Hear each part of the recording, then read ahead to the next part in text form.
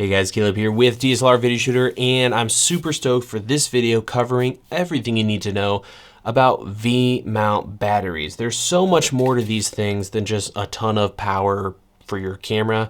You can do a lot with them, but there are some things you should consider, and it can be very daunting when you look at V-mount batteries. They seem so expensive, and a lot of people just don't know that there are affordable options like these, which we'll be talking about, or what you can do with them and how many devices you can power at once. We're going to cover all of that in this video. So let's go ahead and jump in and start by a disclaimer.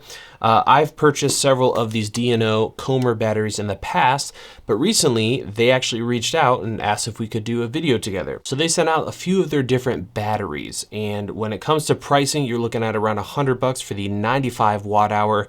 We'll be talking about what a watt hour is here in a second.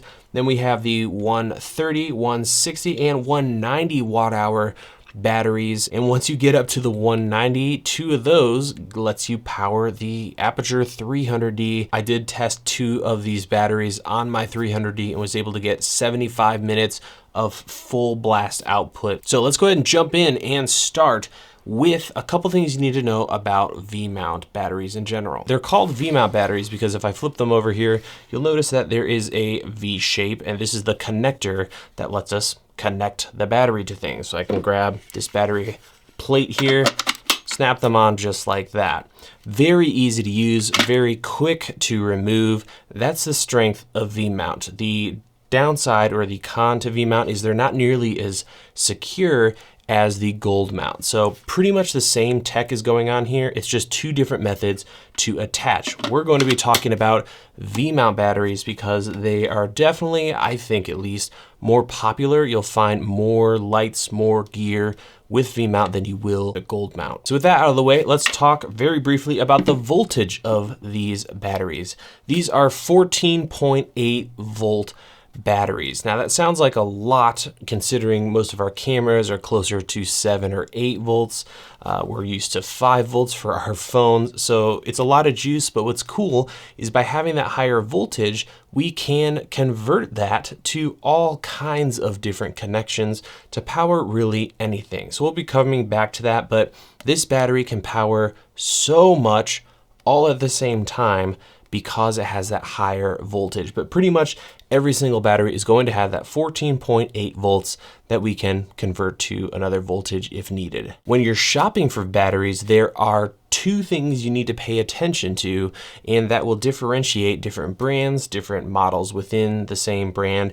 And that is first and foremost, watt hours or capacity. And the second is the current, the max current draw on the battery, and that is measured in amps. So often when you're looking at these batteries in the spec sheet, you'll find both those things, watt hour or WH and amps or A next to a number. So let's start by talking about watt hours. I'm going to grab this battery right here, which is a 190 watt hour battery. What does that mean? Well, that means this thing can power 190 watts or have that much juice leaving it for 1 hour. So you can simply do the math and figure out, how long these batteries are going to last you. The higher that watt hour number is, the longer the battery is going to last. And usually that's going to also make a difference when it comes to the size of the battery. You also want to pay attention to the watt hour if you're going to be flying with these.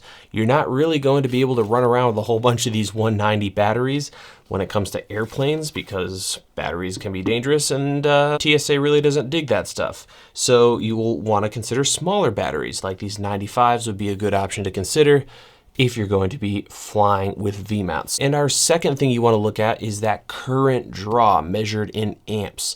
The reason this is important is different fixtures and different devices are going to need a certain amount of current to operate. For instance, we're going to be talking about this setup over here, which is all being powered by one battery. It's a camera, a video recorder, a wireless transmitter, and some other things.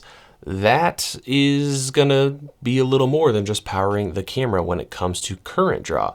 This light over here, which is also made by D&O Lighting, it's a killer, amazing light. It's 180 watts, so it's gonna be chewing up a decent amount of output. That has a current number attached to it.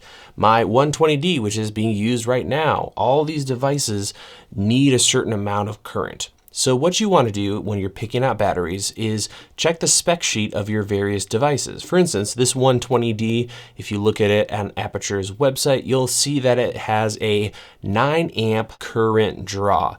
So we need to make sure that the battery we use with that can provide those 9 amps. So really pay attention to that when you're shopping for batteries.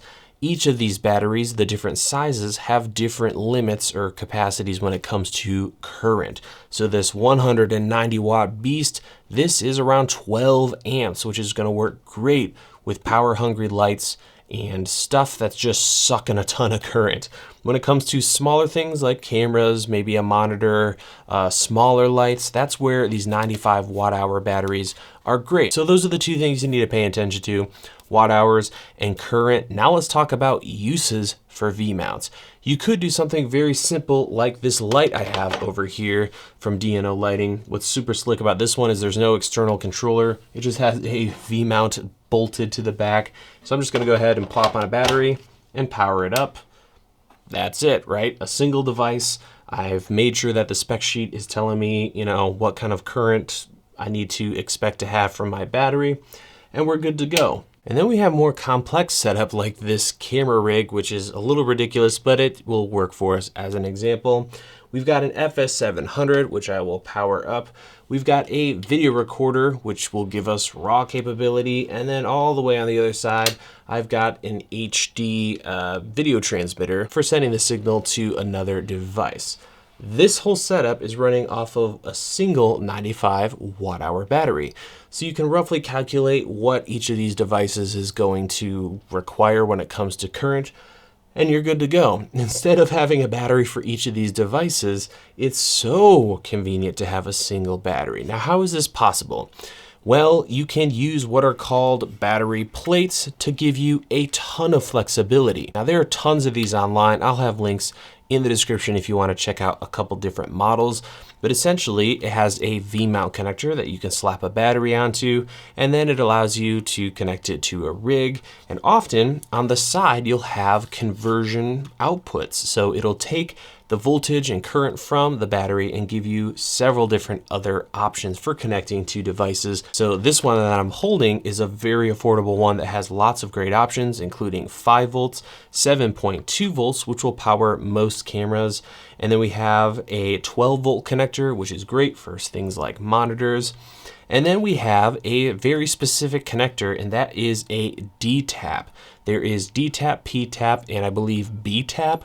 They're all very similar, but essentially this is another output that'll give us 14.8 volts, or you can get adapters to convert this to something else. It's essentially just another connection type. And often on these batteries themselves, you will have one of those connectors. So that's plates. You can also get adapters for all of this stuff. One adapter I use all the time is this guy right here. It essentially takes a single D-tap and converts it to 4 different D-taps. You can also get little adapters like this one right here, which I really dig. It converts D-tap to USB, and then on the other side you have a pass-through.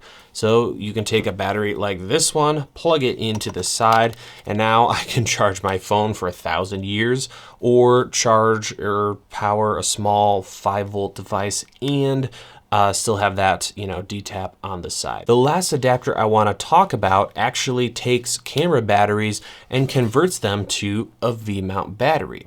There's some caveats with this, but essentially you can buy this plate, which is very affordable, I believe around 15 bucks on Amazon, and throw on 2 Sony NP-F style batteries. As you see here, this will give you a V-mount. You can set it up, plug this onto this rig right behind me, would probably work. And it's a great way to take these inexpensive batteries and use them on larger devices. Now, you want to be careful with this because the current draw isn't going to be very high. So I probably wouldn't try to power something that's over 6 amps with a setup like this. But using this on smaller lights, on cameras, a rig like this, I've used this a lot in the past, flexible LED mats, things like that, this works great. So one more example of how you can use the V-mount system to power stuff. Now to finish things up, I want to talk quickly about chargers. You have two options.